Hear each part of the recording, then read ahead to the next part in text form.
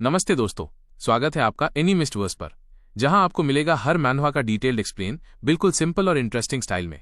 चाहे बात हो एक्शन की, फैंटेसी एडवेंचर की या फिर उन इमोशनल मोमेंट्स की, यहां हर कहानी होगी आसानी से समझ आने वाली और दिलचस्प ब्रेकडाउन के साथ। और हाँ दोस्तों, अगर आपको वीडियो पसंद आए तो चैनल को सब्सक्राइब करना, वीडियो को लाइक करना, अपने थॉट्स कमेंट में बताना और अपने दोस्तों के साथ शेयर करना बिल्कुल मत भूलना। तो तैयार हो जाइए, क्योंकि ये है एनीमिस्टवर्स। अध्याय 2, रेशियो 500 वर्षों के ज्ञान के साथ समय में वापस। कहा जाता है कि इस दुनिया में समय की एक नदी बहती है। ये के प्रवाह और चक्र को बनाए रखती है, और स्प्रिंग ऑटम सिकाडा की शक्ति का उपयोग करके कोई भी व्यक्ति समय के प्रवाह के विपरीत वापस अतीत में जा सकता है। इस पौराणिक कथा पर कई अलग अलग राय हैं। बहुत से लोग इस पर विश्वास नहीं करते, कुछ इस पर संदेह करते हैं और बहुत कम लोग इस पर विश्वास करने का साहस करते हैं।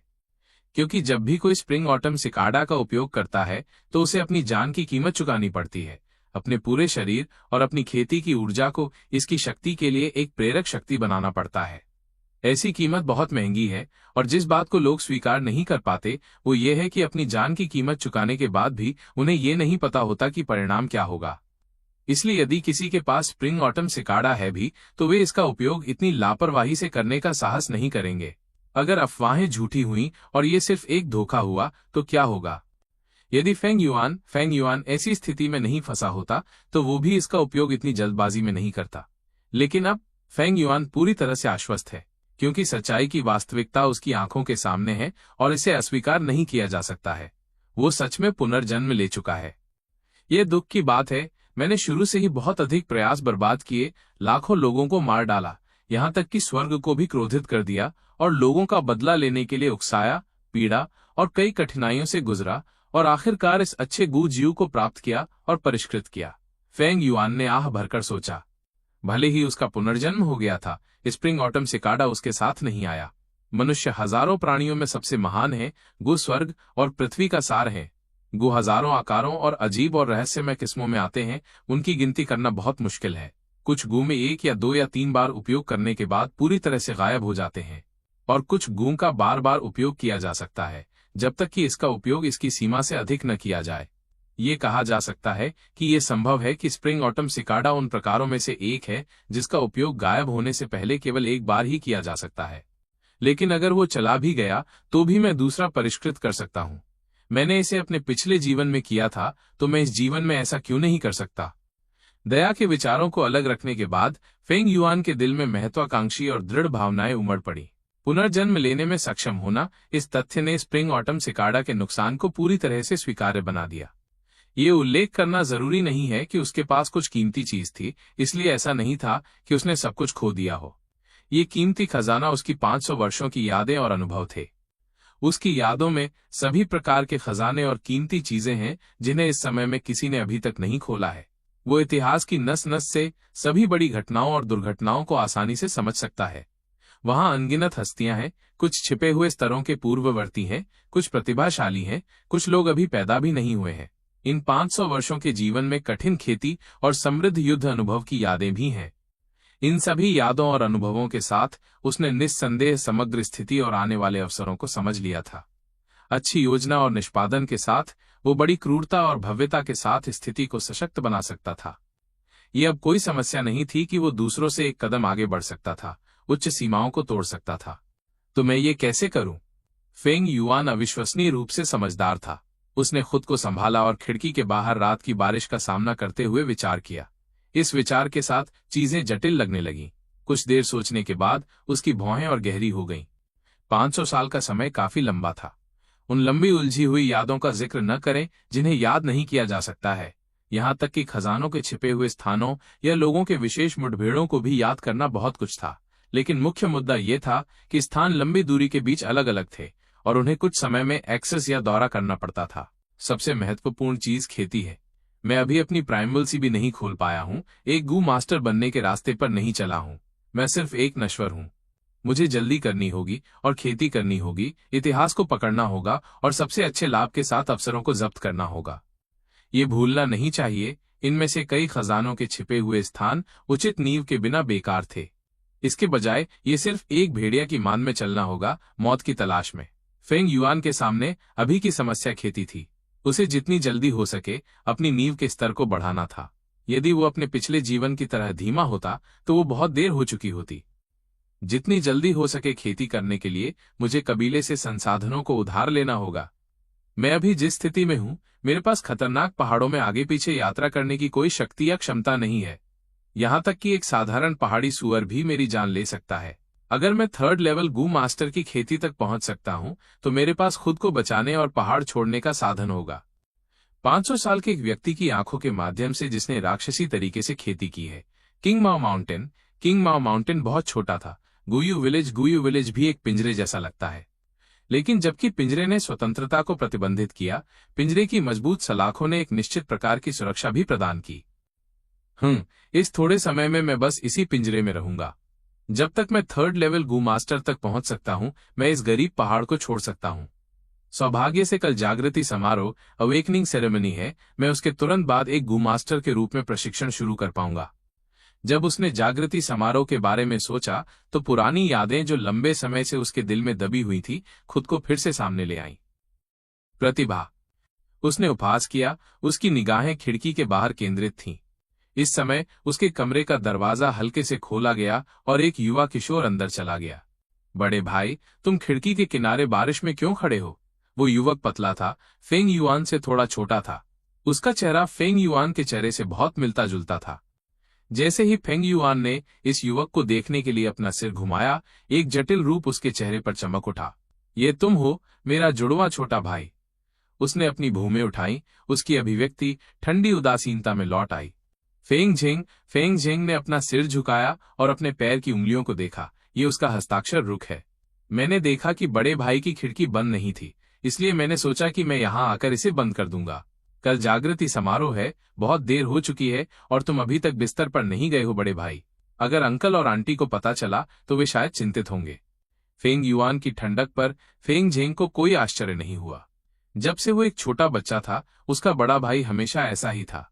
कभी कभी वो सोचता था शायद एक प्रतिभाशाली व्यक्ति ऐसा ही होता है जो साधारण लोगों से काफी अलग होता है।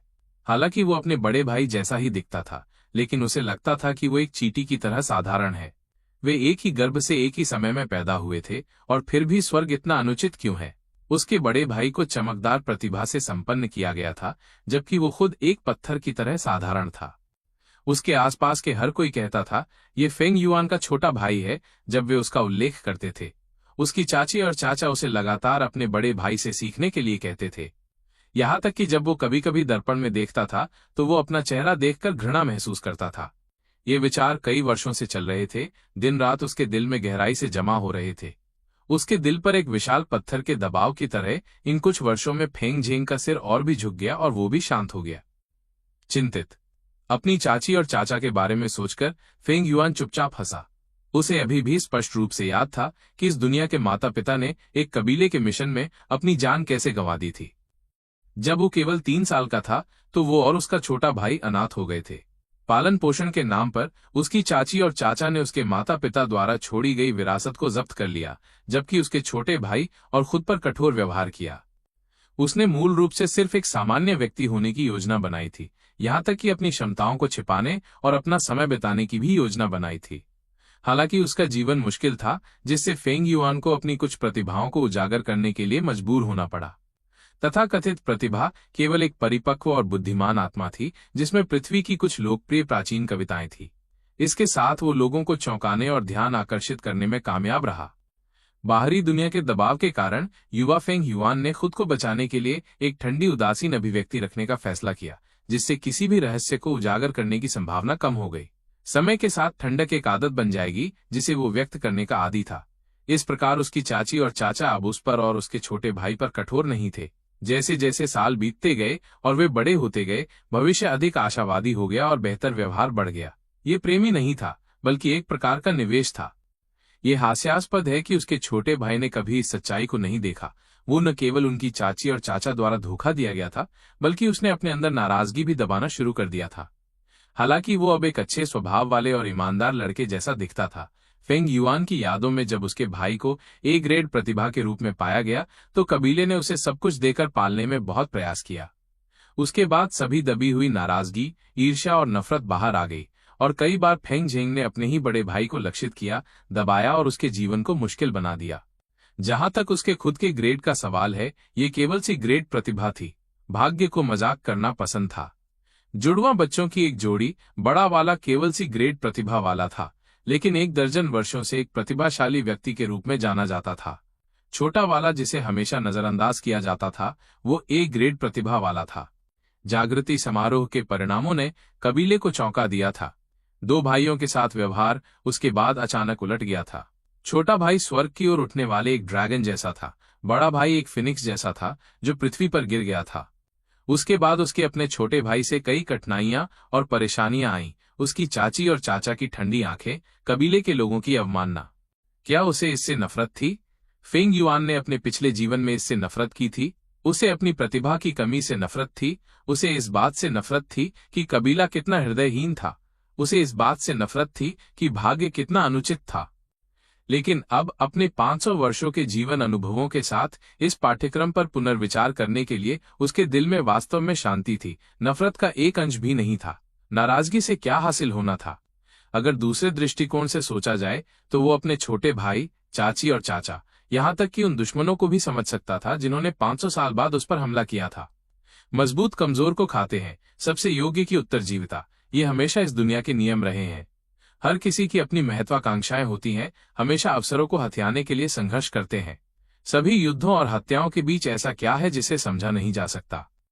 500 वर्षों के जीवन अनुभव ने उसे इन सभी को समझने की अनुमति दी थी, उस दिल के साथ जो अमरता प्राप्त करना चाहता है। अगर कोई उसके इस प्रयास को रोकने की कोशिश करता है तो चाहे वो कोई भी हो, वो उसे मार डालेगा और उसके माध्यम से जीवित रहेगा। उसके दिल में आकांक्षाएं बहुत बड़ी थीं। इस सड़क पर कदम रखना दुनिया को अपना दुश्मन बनाना था और ये अकेले रहने के लिए तय था, मारने के लिए तय था। ये 500 वर्षों के जीवन का निष्कर्ष था। बदला मेरा इरादा नहीं है, राक्षसी रास्ता समझौता नहीं करता है। इसके साथ वो हंसे बिना नहीं रह सका और अपने छोटे भाई को एक हल्की झलक दी, तुम जा सकते हो। पेंग झेंग का दिल हिल गया क्योंकि उसे लगा कि उसके भाई की आंखें एक बर्फ की ब्लेड की तरह तेज थी जो उसके दिल के सबसे गहरे हिस्सों में घुस रही थी। ऐसी निगाह के तहत उसे लगा जैसे वो बर्फ में नंगा था, कोई रहस्य रखने में असमर्थ था। तो मैं तुमसे कल मिलूंगा बड़े भाई।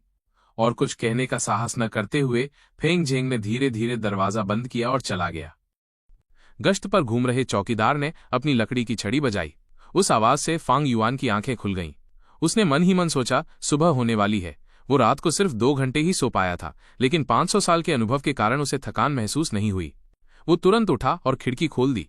बाहर की ताजी हवा ने उसके दिमाग को साफ कर दिया। उसने देखा कि पहाड़ पर ऊंचे खंभों पर बने घर फैले हुए थे जो हरे भरे बांस और लकड़ी से बने थे।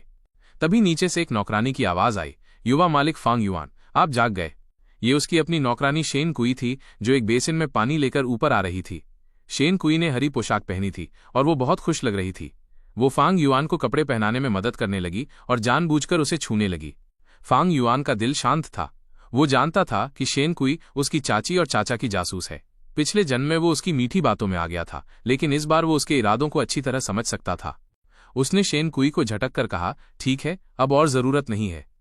शेन कुई थोड़ी निराश हुई, लेकिन उसकी ठंडी और अजीब प्रकृति से डरकर उसने धीरे से हाँ कहा और चली गई। जब उसका छोटा भाई फांग जेन वहां आया तो उसने शेन कुई को फांग युआन के कपड़े ठीक करते देखा। उसकी आंखों में जलन साफ झलक रही थी। फांग जेन भी अपने भाई के साथ रहता था और उसके पास भी एक नौकर था, लेकिन वो शेन कुई जैसी युवा लड़की नहीं बल्कि एक बूढ़ी औरत थी। फांग जेन ने मन ही मन सोचा, काश शेन कुई मेरी भी सेवा करती, कैसा लगता होगा, लेकिन वो ऐसा करने की हिम्मत नहीं कर सका। फांग युआन की चाची और चाचा का पक्षपात भरा प्यार किसी से छिपा नहीं था। उन्होंने फांग युआन की जासूसी के लिए शेन कुई को रखा, जबकि फांग जेन को एक बूढ़ी नौकरानी दी। इन सभी कामों के पीछे एक ही इरादा था, दोनों भाइयों के बीच मनमुटाव पैदा करना। क्या तुम तैयार हो? फांग युआन ने अपने भाई से पूछा। फांग जेन ने सिर झुकाकर धीरे से हाँ कहा। वो भी रात भर नहीं सो पाया था। दोनों भाई घर से बाहर निकले। रास्ते में उन्हें कई और युवा मिले जो समारोह के लिए जा रहे थे। लोग फुसफुसा रहे थे, देखो ये फांग भाई हैं, वो फांग युआन है जिसने कविताएं बनाई थीं, किसी ने कहा। फांग जेन ने ये सब सुना, लेकिन वो इस तरह की बातों का आदी हो चुका था। वो सिर झुकाकर चुपचाप अपने भाई के पीछे चलता रहा। उसे लगा जैसे वो अपने भाई की विशाल परछाई में चल रहा हो। फांग युआन ने लोगों की बातों पर मुस्कुराया। वो जानता था कि जो लोग असाधारण प्रतिभा के धनी होते हैं वे दूसरों में आसानी से जलन पैदा करते हैं। उसे याद आया कि जब पिछले जन्म में उसकी प्रतिभा सी ग्रेड की निकली थी तो ये ही लोग उससे कितना नफरत करते थे। उसे अपने चाचा चाची की चालाकी भी याद आई। उन्हें पता था कि लोग इस बात की चिंता नहीं करते कि उन्हें कम मिला, बल्कि इस बात की कि जो मिला वो अच्छी तरह से नहीं बांटा गया। पिछले जन्म में फांग जेन बहुत भोला था, इसलिए उनके चाचा चाची भाइयों के बीच दरार डालने में कामयाब हो गए थे। फांग युआन अपनी 500 साल की समझदारी के साथ इस बार स्थिति को अच्छी तरह से समझ चुका था। वो अपने भाई को दबा सकता था, शेन कुई को अपनी उपपत्नी बना सकता था और अपने चाचा चाची को भी हरा सकता था। लेकिन फिर भी उसने सोचा, मुझे ये सब करने का मन नहीं है। तो क्या हुआ अगर फांग जेन उसका छोटा भाई था? खून का रिश्ता न होने पर वो सिर्फ एक बाहरी व्यक्ति था, वो उसे कभी भी छोड़ सकता था। शेन कुई चाहे जितनी भी सुंदर हो जाए, बिना प्यार के वो सिर्फ एक शरीर थी, वो उसे अपनी उपपत्नी बनाने लायक नहीं थी। फांग युआन ने लापरवाही से आ भरी, उसे किसी की परवाह नहीं थी। जब तक तुम मेरे रास्ते में नहीं आते, तुम एक तरफ हटो और भाग जाओ, मुझे तुम्हारी परवाह करने की जरूरत नहीं है। आज का एपिसोड यहीं खत्म होता है, मिलते हैं अगले एपिसोड में।